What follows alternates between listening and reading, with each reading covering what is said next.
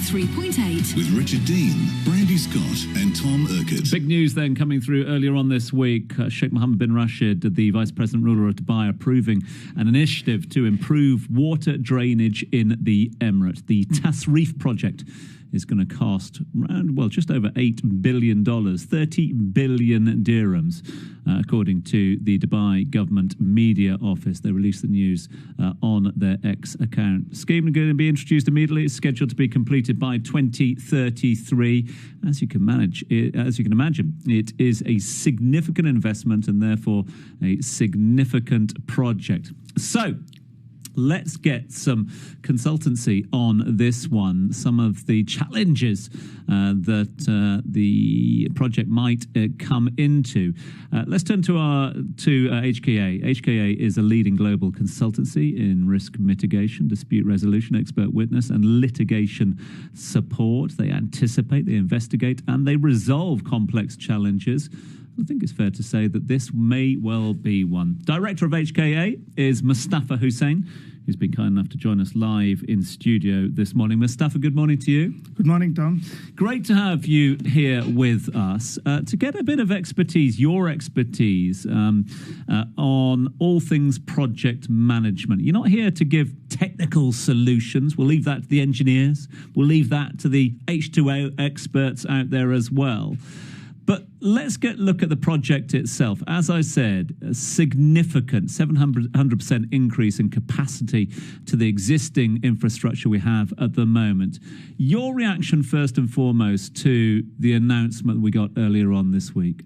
I think it's one of those things which Dubai is known for, is diligence and coming to support its citizens when the need comes. It is an initiative which will take it towards the 100 years, and the infrastructure is for the city and the development of the city, and it's fantastic. And only Dubai can do such things, and to the scale that we are looking at, it's a massive project. Although I would say it is not the only one in the region, and not for the same reasons a couple of years back. If you say around 10 years back, the situation was same in Jeddah. There were rains, floods, similar projects came on board, and there was massive work. So there is a precedent in the region where things have been done before. Can we draw precedents from that as well? Are they similar challenges being faced? Yes. The precedent is quite clear. Although Jeddah, the topography is quite different, because Jeddah, when they investigated early on, is a riverbed, right? So millions of years ago, Jeddah, there was a river which was going. So when the waters came back, it went back. The river flew again, and the water wanted to go to the sea. But there's a city now, right? So the water could not go.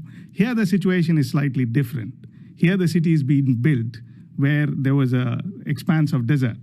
So the topographies are quite different, and Jeddah is a very old city. So challenges are different, but the issues remain the same.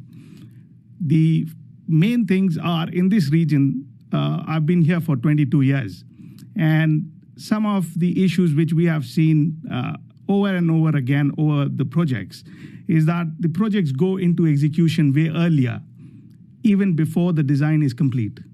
So when that happens, you exactly don't know what you are facing, because the design is not complete.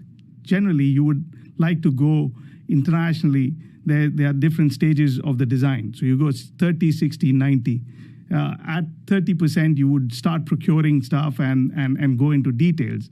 And we have seen for major projects in this region, at 30, they already start groundbreaking, which is quite a precedent, but it brings different challenges. It's very difficult to predict what design problems will happen. The biggest problem with this project is how you would predict where the water will flow. Right. And that is what has happened with Jeddah. The project was successful, everything was successful, it was done well, but then when the rains came back, the water took a different route. So that is the most difficult challenge for the designers, and that's up to the designers. You mentioned the construction work, and a lot of people moving around the city will have noticed some significant construction infrastructure being put in place. I'm talking about up in the Alawir areas, up in the Al Wasan areas, in and around Dubai Design District. You'll see some bases where a lot of infrastructure has gone in as well. There's a lot of other construction work going on at the same time. Are they going to be able to deliver this project in line with other construction taking place? See, I think the beauty of Dubai is that they have recently built the metro stations, right? The metro infrastructure is there, which part of it has gone underground. So they have a blueprint of what is there under the ground. But, we generally call it the brownfield environment. This is more of a brownfield situation where everything is built. So as long as things are new, they have a blueprint of what has been built. They can visualize of what and how they are going to proceed. But there might be infrastructure, there might be items under the ground or above the ground which have not been taken into consideration, and that will be a challenge. The metro itself will be a challenge. Because they'll have to bypass it now. They're talking about the tunnel boring machines and stuff. So it depends how deep they have to go in those areas. And your understanding is the whole project will be subterranean, yeah? That's the early estimate. But in certain areas where there is built area, there will be subterranean. But in the outskirts, I think it will be on the open. So it depends. Like in Jeddah, what happened was they had to build catchment areas. As I said, it was river coming, right? Here, what they are doing is they are taking that water and they are building a reservoir where they can use the water for future. Yeah. Right. So it is a great initiative, and it's a great thought. The other thing they are doing is they have taken a plan of 10 years, right? 9 or 10 years, which is a right estimate of time. So plan and manage is one of the key factors of project management. So as long as they can plan it properly in phases, they are saying, it should be okay. 30 seconds left with you, Mustafa, on this one. You mentioned there the plan, manage and monitor being one of your first pieces of advice. Any other advice you could give? We are dispute resolution firms, and we are very focused on dispute as HKA. Contemporaneous is the word we use to resolve the disputes at the time when the events happen, when the issue happen. That is the time you go and resolve it.